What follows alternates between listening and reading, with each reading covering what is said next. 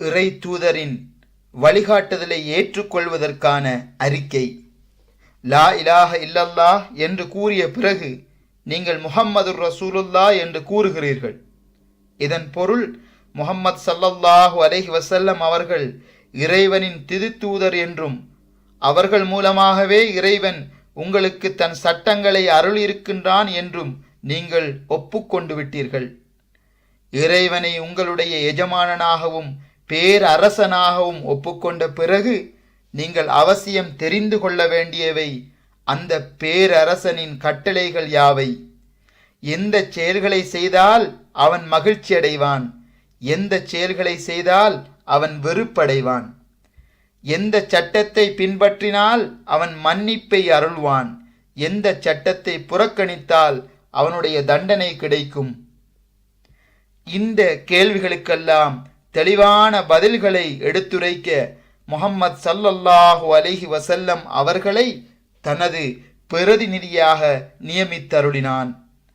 அவர்கள் மூலமாக தனது வேதத்தை உங்களுக்கு அனுப்பினான். இறைவனின் கட்டளைகளுக்கு தகுந்தபடி அவர்கள் வாழ்ந்து இப்படித்தான் ஒரு முஸ்லிம் வாழ வேண்டும் என்பதை உங்களுக்கு காண்பித்தார்கள். எனவே முஹம்மது ரசூலுல்லாஹ் என்று நீங்கள் கூறுகிற அதே நேரத்தில் பெருமானார் ஸல்லல்லாஹு அலைஹி வஸல்லம் அவர்கள் எந்த சட்டத்தை எந்த வழியை காண்பித்தார்களோ அவற்றையே நாங்கள் பின்பற்றி நடப்போம்.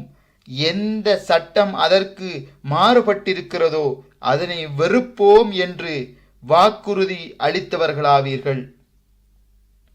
இந்த வாக்குறுதிக்கு பிறகு நீங்கள் பெருமானார் கொண்டு வந்த சட்டத்தை விட்டு உலகில் இயற்றப்படும் பிற சட்டங்களை ஏற்றுக்கொண்டே இருந்தால் உங்களை விட பொய்யர், அவநம்பிக்கை கொண்டவர் எவரும் இருக்க முடியாது. ஏனெனில் பெருமானார் கொண்டு வந்த சட்டம் நேர்மையானது என்றும் அதனையே நீங்கள் பின்பற்றப் போகிறீர்கள் என்றும் வாக்குறுதி அளித்துத்தான் நீங்கள் இஸ்லாத்தில் நுழைந்திருக்கிறீர்கள். இந்த வாக்குறுதியினால்தான் நீங்கள் முஸ்லிம் பெருங்குடி மக்களில் சகோதரர்களானீர்கள். இதனால்தான் உங்கள் தந்தையரின் உடைமைகளில் உரிமை பெறுகின்றீர்கள். இதனால்தான் முஸ்லிம் பெண்ணொருத்தியை மணந்து கொள்ள உங்களுக்கு உரிமை கிடைத்தது. இதனால்தான் நீங்கள் பெற்ற குழந்தைகள் சட்டப்பூர்வமான குழந்தைகளாக விளங்க முடிந்தது. இதனால்தான் முஸ்லிம்கள் உங்களுக்கு உதவுகின்ற உரிமை உடையவர்களாக நீங்கள் ஆகின்றீர்கள். உங்களுக்கு ஜகாத் கொடுக்கிறார்கள். நீங்கள் உயிர், பொருள், கண்ணியம், செல்வாக்கு அனைத்தையும் பாதுகாப்பும் பொறுப்பை ஏற்றுக்கொள்கிறார்கள்.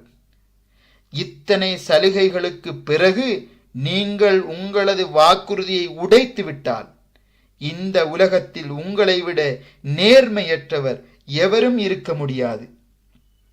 லா இலாஹ இல்லல்லாஹ் முஹம்மது ரசூலுல்லாஹ் எனும் சொற்றொடரின் பொருளை நீங்கள் உணர்ந்தால், அதனை மனப்பூர்வமாக ஒப்புக்கொண்டு வாக்குறுதி அளித்தால், எல்லா நிலைகளிலும் நீங்கள் இறைவனுடைய கட்டளைக்குத்தான் பணிந்து நடக்க வேண்டும். இதனை செயல்படுத்துவதற்கு எந்த போலீஸும் நீதிமன்றமும் உலகில் இருப்பதாக தெரியாவிட்டாலும் சரி. இறைவனுடைய போலீஸோ இராணுவமோ நீதிமன்றமோ சிறைச்சாலையோ எங்கும் கிடையாது. எனவே இறைவனுடைய சட்டத்தை முறிப்பது உங்களுக்கு இலகுவான செயல்.